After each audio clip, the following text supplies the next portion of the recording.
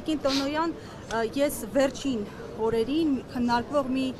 ոչ էական ամեն դեպքում թեմայից խոսեմ, տեսեք, երբ Ծառուկյանը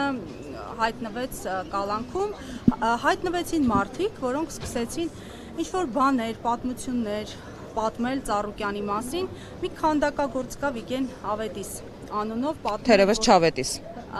Եվ նա պատմում էր, որ քանդակագործներից մեկին լսել է պատմություն, որ Ծառուկյանը գցել է առյուծների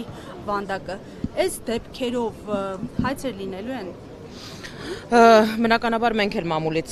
տեղեկացել ենք այդ հայտարարության մասին, նախ առաջին հերթին ասեմ, որ սա բացարձակ զրպարտություն է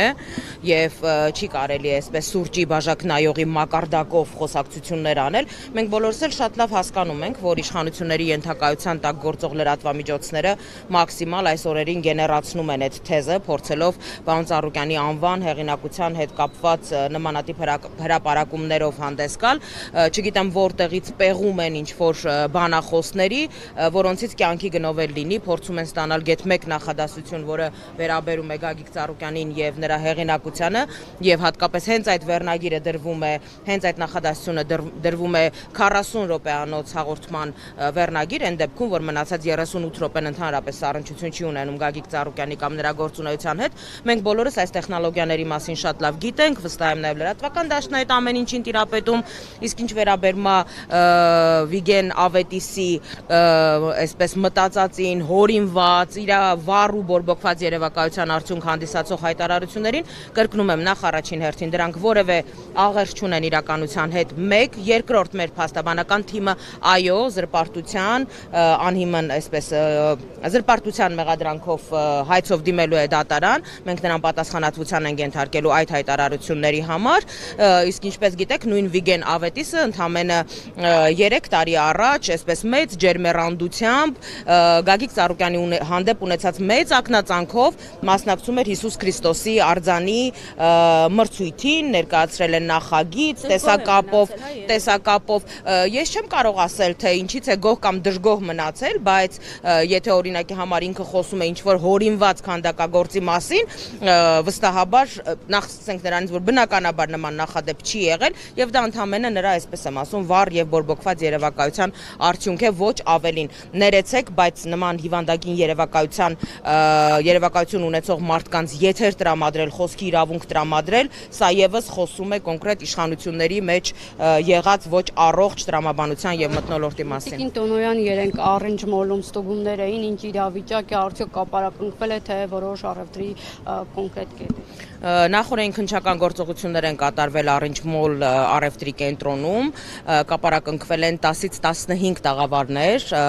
որոնք ըստ քննչականի ներկայացրած պարզաբանման, այսինքն տեղում, այսպես տված տեղեկատվության, եղել են բարձր լարում ունեցող հոսանքալարերի ներքո են գործել, այդ իսկ պատճառով դադարեցվել է այդ տաղավարների գործունեությունը, բայց գլոբալ առումով Orange Mall-ի գործունեությունը կասեցված չէ, որտեղ այնտեղ հարյուրավոր տաղավարներ են գործում եւ գործունեությունը այս պահին բնականon շարունակվում է։ Իսկ մյուս բոլոր օբյեկտներն ա, որտեղ որ աշխատանքները դադարեցվել են,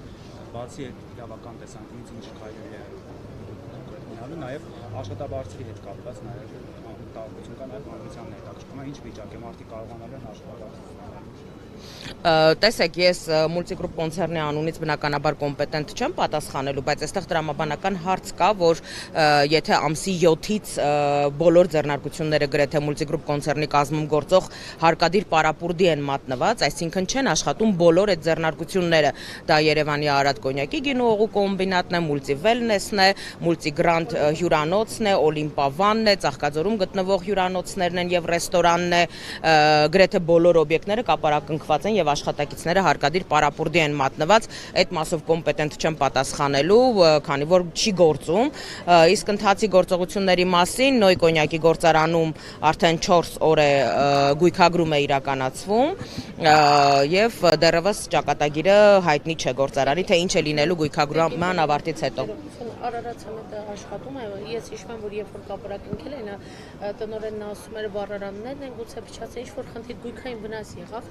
տիկին Տոնոյան փչացել են ինչ-որ սարքավորումներ։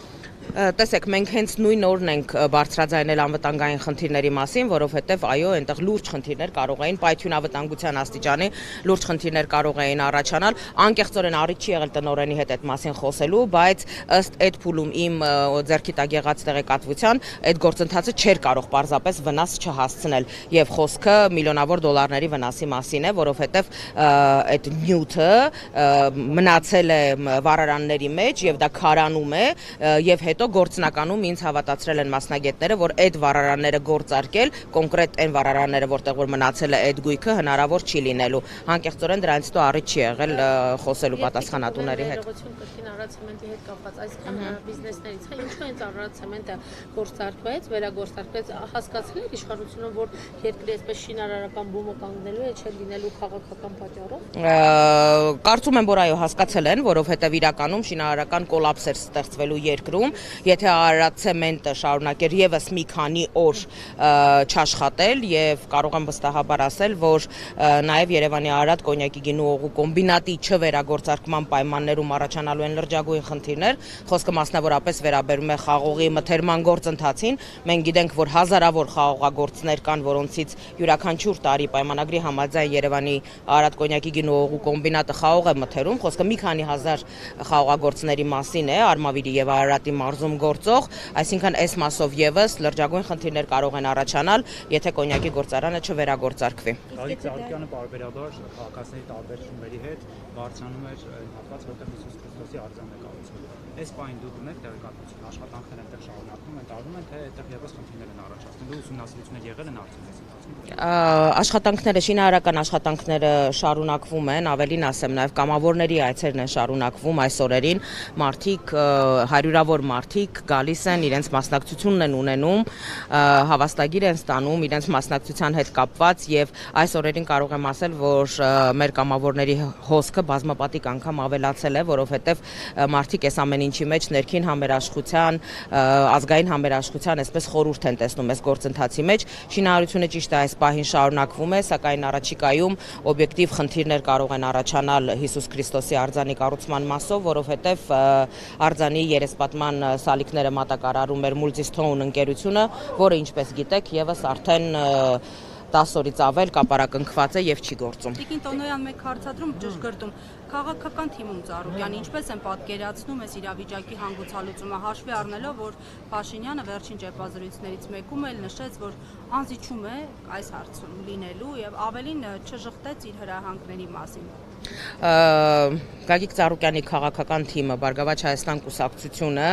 նաև պարոն Ծառուկյանից ստացած հստակ այսպես հանձնարարություն, ցուցում, առաջադրանքի համաձայն շարունակում է իր բնականon գործունեությունը, թիմը կուր է, թիմը ամուր է,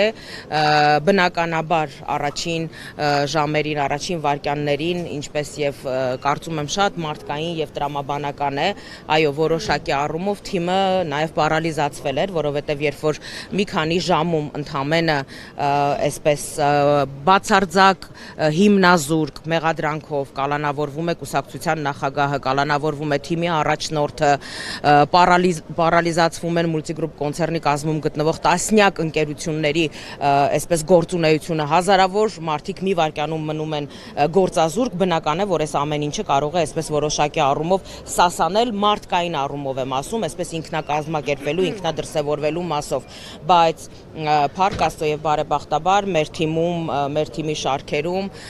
մեր անդամների կողմից յուրաքանչյուր վայրկյան մենք լսում ենք, տեսնում ենք այդ պատրաստակամությունը միասնական թիմային պայքարելու եւ արդարության հասնելու, իսկ այս դեպքում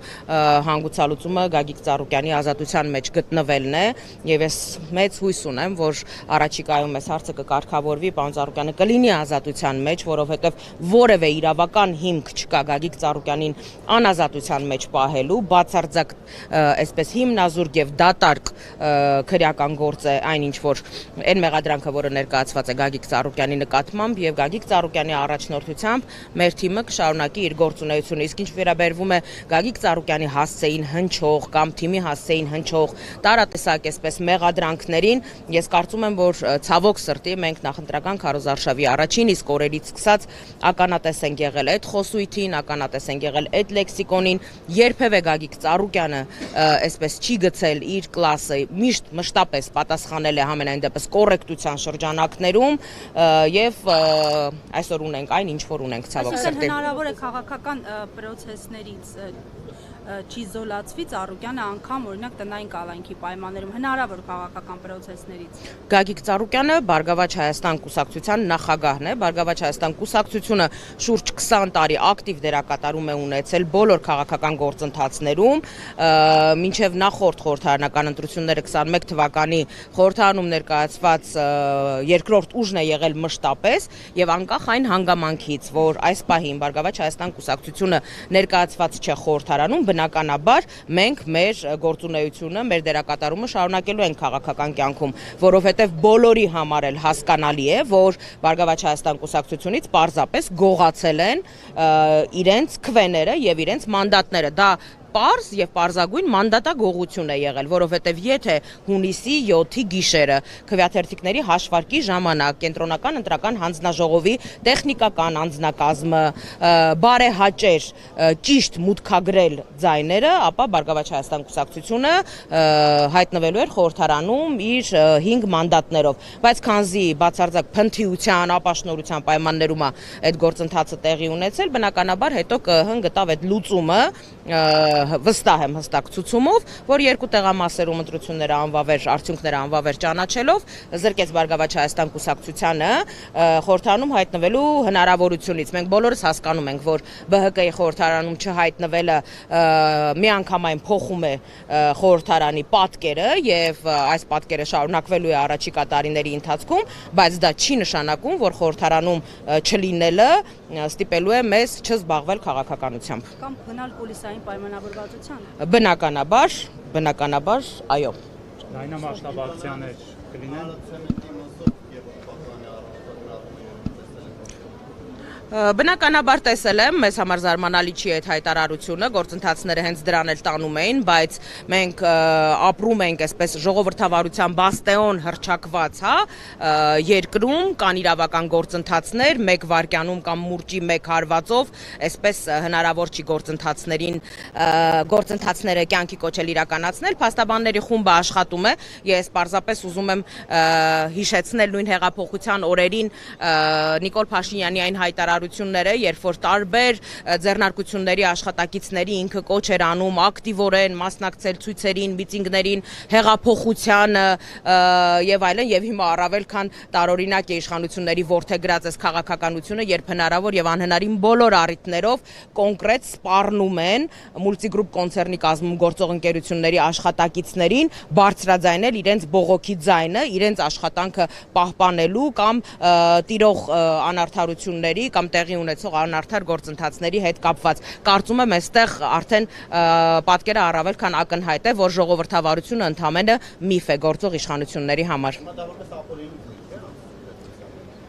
Գործընթացը ընթացքի մեջ է, կարծում եմ փաստաբանները ավելի լավ իրավական մանրամասները ձեզ կասեն, այդ մասով չեմ տիրապետում ցավոք։ Միջոց է կիրառվել, թե դատարանը վճիռ է կայացրել, վճիռ այսքան շուտ եղավ։ Համենայն դեպս մեր փաստաբանները որևէ վճիռ չեն ստացել, դա դեռևս նախօրեին տեղեկատվության համաձայն, այնպես որ կարծում եմ, որ իշխանության այսպես մտքի գիգանտները ավելի լավ կարող են այս հարցին արձագանքել։